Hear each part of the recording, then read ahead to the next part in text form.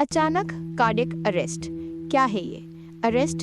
ये sudden cardiac arrest होता क्या है और ये क्यों होता है? I am doctor Vinita Arora. I am a cardiac electrophysiologist and intervention cardiologist at Indraprastha Apollo hospital New Delhi.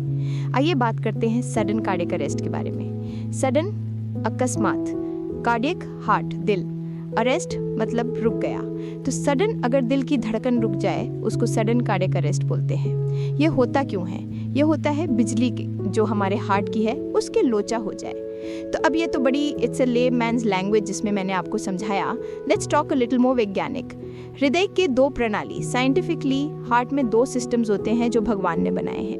एक खून की नाड़ियों के ब्लॉकेज का सिस्टम जो कि प्लम्बिंग जॉब होती है, जिसकी नाड़ियों की ब्लॉकेज को हम खोल के वहाँ स्टेंट डाल देते हैं, वो प्लम्बर्स जॉब होती है. एक होता है बिजली का सिस्टम. बिजली का सिस्टम मतलब हार्ट बीट, जो आप हार्ट बीट अपनी सुन सकते हैं, अपनी पल्स देख सकते हैं, फील कर सकते हैं, उसको कहते हैं electrical system of the heart. Now electrical network और प्लम्बिंग का नेटवर्क जो होता है ये अलग अलग दो चीज़ें हैं जो कि बिल्कुल स्वस्थ रहने पे हार्ट स्वस्थ रहता है. अगर खून की नाड़ियों के ब्लॉकेज होके बंद हो जाए, वो अंगूरी की नाड़ी की रफ्तार बंद हो जाए, तो उससे हार्ट अटैक हो जाता है, जिससे कि चेस्ट पेन हो सकती है, ब्रेथलेसनेस हो सकती है. नाउ अगर आपकी बिजली हार्ट की बिजली बंद हो जाए तो उसको एकदम से heart will go into a standstill. Heart beat slow हो सकती है, हार्ट बीट फास्ट हो सकती है, और दोनों में ही आपको सिम्टम्स आएंगे, आपको प्रॉब्लम आएगी. सबसे इंपॉर्टेंट प्रॉब्लम है बेहोशी की. आप बेहोश होकर गिर जाएंगे क्योंकि आपकी हार्ट बीट स्लो हो गई है या बंद हो गई है. बिकॉज ऑफ एनी रीज़न लोचे में चली जाती है, मतलब खराब हो जाती है. इतना फास्ट हार्ट बीट करना शुरू कर देता है that it is not countable. It is not contracting. The heart is not contracting. It is doing like this. It is doing like fluttering. That means it is beating at 300 to 400 beats per minute. That is known as ventricular tachycardia or ventricular fibrillation. Cardiac arrest जहाँ पे आपके पास 6 minutes होते हैं, सिर्फ initial 6 minutes होते हैं patient की जान बचाने के, जो इंसान बेहोश होकर गिर गया है आपके सामने उसकी जान बचाने के लिए, by doing a cardiopulmonary resuscitation.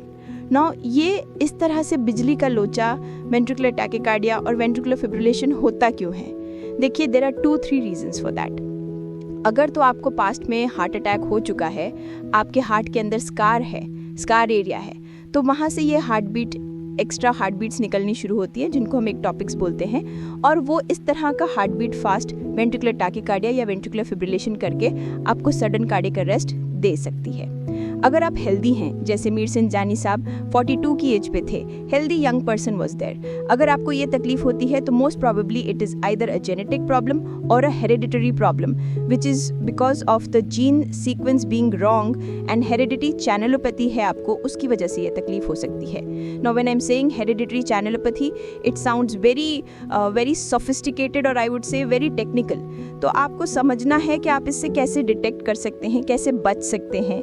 इसके लिए आपको अपनी जांच कराना बहुत ज़रूरी है. Pro health checkup is very important. Simple ECG and echo can give you a diagnosis, and a consultation with a cardiac electrophysiologist can save your life and can put you on the right track for a healthy heart and a healthy life ahead.